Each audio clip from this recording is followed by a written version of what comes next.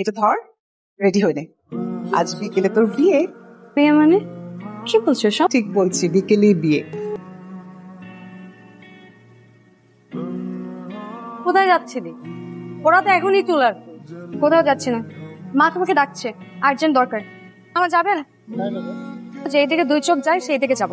মানে আমাকে দেখে বুঝতেই তো পাচ্ছেন বিয়ে থেকে পালিয়েছি। চলেন একটু ঘুরি।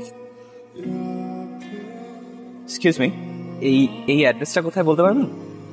এই অ্যাড্রেস আপনার কি দরকার? আমার একটা বিয়ের দাওয়াত আছে, না আমার বেস্ট ফ্রেন্ডের বিয়ে।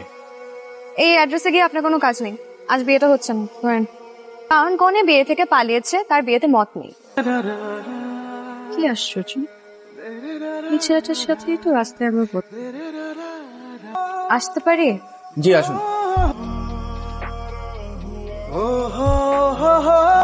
বলুন কি সমস্যা আপনার?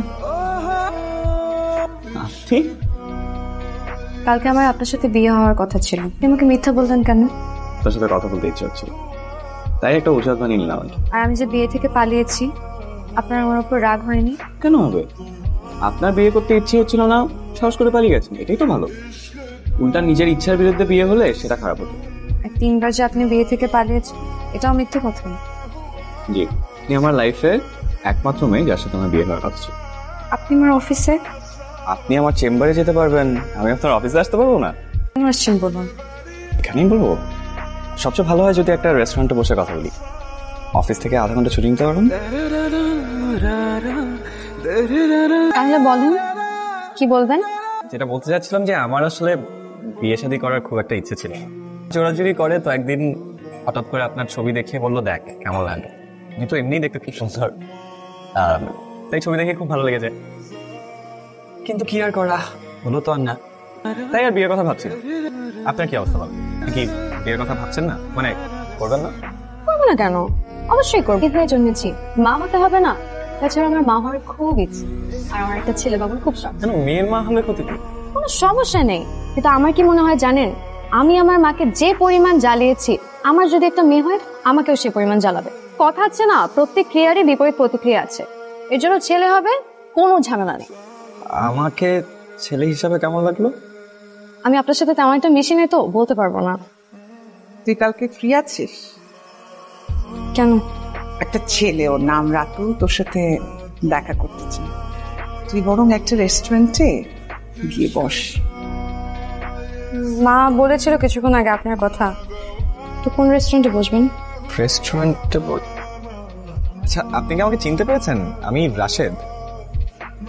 ও সরি, আমি আসলে আপনাকে অন্য একজন ভেবেছিলাম। আপনি কি মনে করে? নেই, কল দিলাম। আসলে মনটা খুব খারাপ তো, তাই ভাবলাম আপনার সাথে একটু কথা বলি। কেন, কি হয়েছে?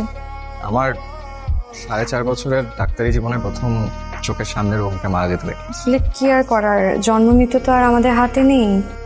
জন্ম মৃত্যু আর বিয়ে, ওটাই। নাহলে তো আমার সাথে আপনার বিয়েটা হতো। এখন আর আপনাকে আমার ফোন করতে হতো না, এমনি কথা বলতে পারতাম আপনার সাথে। তারপর ওকে কি তোমার পছন্দ হয়েছে? মাত্রই তো দেখা হলো, এখনো কিছু ভাবিনি। তো দেখো যে তাতে কি, আমি কি হ্যান্ডসাম না? আর তুমি কি জানো সব মেয়ে আমাকে প্রথম দেখাতেই প্রেমে পড়ে যায়।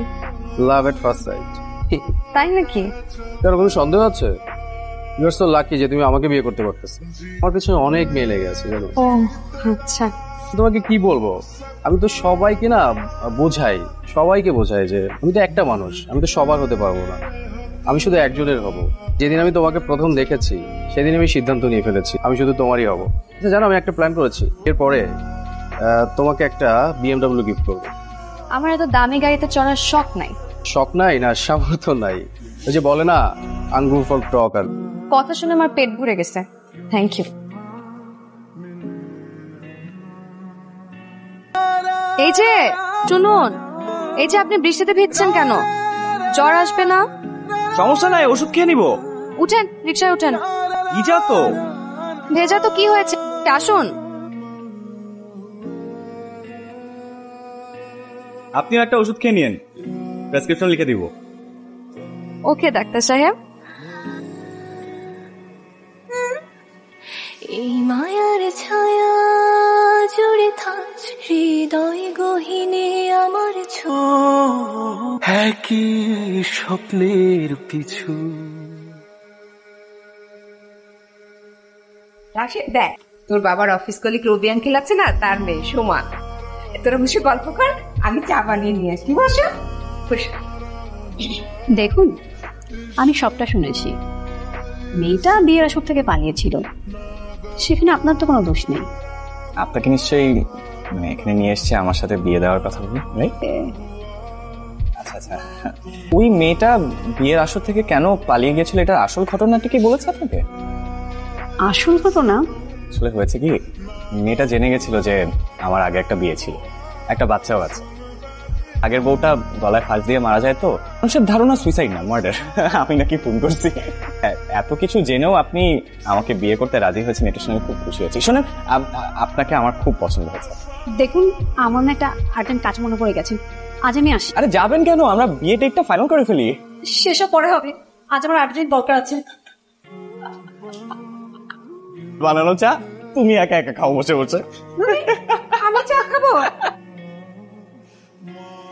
আসে রোদ বৃষ্টি দিন থাকে। কি ব্যাপার, হঠাৎ জোরে ডাকলেন যে? কিছু ইম্পর্টেন্ট কথা বলার ছিল আপনাকে। কিভাবে বলবো আপনাকে, আপনি কিছু মনে করেন কিনা? বলেন না, আমি কিছু মনে করবো না, বলেন।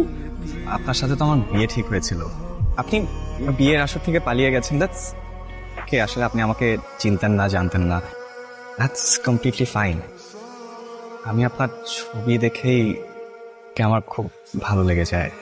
দেখুন, এত কিছু পরেও আসলে আপনার সাথে আমি যোগাযোগ করি, আমাদের কথা হয়, আমরা একসাথে ঘুরি ফিরি। এখন তো নিশ্চয়ই আপনি আমাকে চেনেন, জানেন আমি আপনাকে বিয়ে করতে চাই, মানে আপনার সাথে সংসার করছি। কিছু বলছেন না যে? আপনি জানেন না মেয়েদের চুপ করে থাকে সম্মতির লক্ষণ?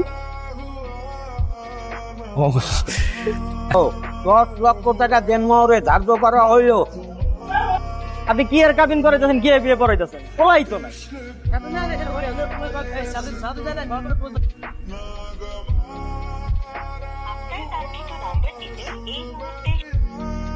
বিয়ে বাড়িতে পলাইছেন না? আরে না না ভাই, এবার নিয়ে আর পাগড়ি পইরা গেছিলাম বিসিএস পরীক্ষা দিতে, পারি নাই কিছু, পরে চলে আসছি। মেয়েদের একটা অদ্ভুত গুণ আছে জানেন, তারা কষ্ট পেলে চোখের পানির মতো ছেড়ে ফেলতে পারে, ছেলেরা সেটা পারে না। আপনি জানেন, মা আমাকে যখন আপনার ছবি প্রথম দেখায়, আমি কি ভেবেছিলাম মেয়েটার চোখে এত মায়া কেন। বিশ্বাস করেন, আপনার ছবি দেখে আপনার প্রেমে পড়ে আমি আবুডুবু খাচ্ছি। যেদিন জানতে পারি যে আপনার সাথে প্রথম দেখাতে আমাদের বিয়ে হবে, আমার এক্সাইটমেন্ট আমি নিজেই ধরে রাখতে পারছি। আর বিয়ে করতে গিয়ে যখন জানতে পারলাম যে আপনি বিয়ে ছেড়ে পালাচ্ছেন, তখন ঠিক এরকম কষ্টই পেয়েছিলাম আমি। প্রতিশোধ নিলেন? তাহলে পালালেন কেন? শুনেছি বিয়ের পরে স্বামী স্ত্রীরা সুখ কষ্ট সব সমানভাবে শেয়ার করে। আজ কষ্টটা শেয়ার করবেন না? কি বাচ্চা, এভাবে কেউ দুঃখ শেয়ার করে? আমি আপনাকে দুঃখ দিতে চাই না।